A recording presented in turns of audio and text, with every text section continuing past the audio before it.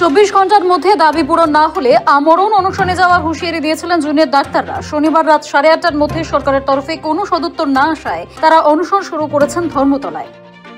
তো আমরা যে অভয়ার কাছে এবং প্রত্যেকটি বোনের কাছে আমরা যে অঙ্গীকার করেছি যে কোনোদিন কোনো অভয়া হতে দেব না এবং অভয়াকে আমরা ন্যায় বিচার এনে দেবো, সে জায়গায় দাঁড়িয়ে আমরা ঘোষণা করেছিলাম যে 24 ঘন্টা পর হতে আমরা আমরণ অনশনে বসবো।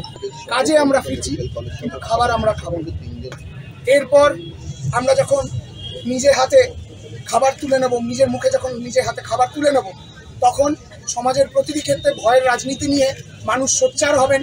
জনস্বাস্থ্যের প্রশ্নে প্রতিটি রুগী পরিজন, রাজ্যের সাধারণ মানুষ মৌলিক প্রশ্নগুলি করবেন যে হাসপাতালে যখন কোনো রুগী বেড পায় না, যখন সে আইসিইউ বেড পায় না, সে যখন সেই চিকিৎসাগুলো পায় না, সেগুলোর জন্য আসল দায়ী কারা।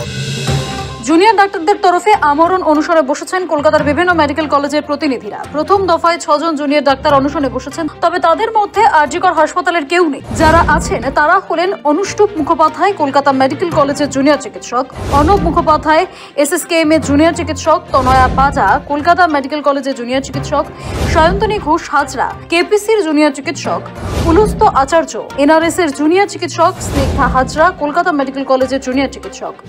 অনশনের স্বচ্ছতা বজায় রাখতে অনশন মঞ্চে সিসিটিভি বসানোর কথাও জানিয়েছেন জুনিয়র ডাক্তাররা। অনশনের প্রশ্ন সম্পূর্ণ স্বচ্ছতা নিজেরা বজায় রেখে চলব।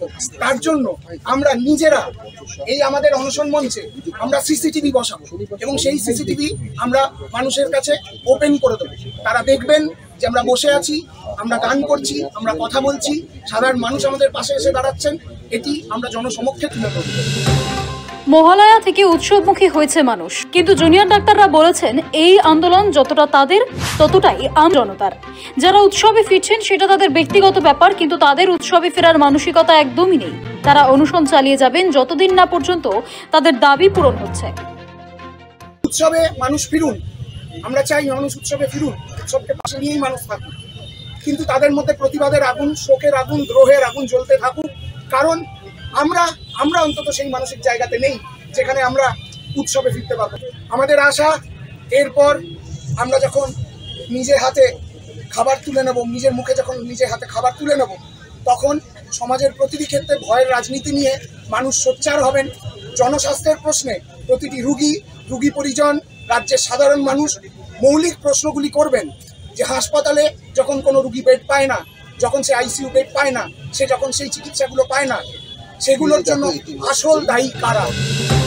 অনশন করতে করতে কেউ অসুস্থ হলে দায় কার?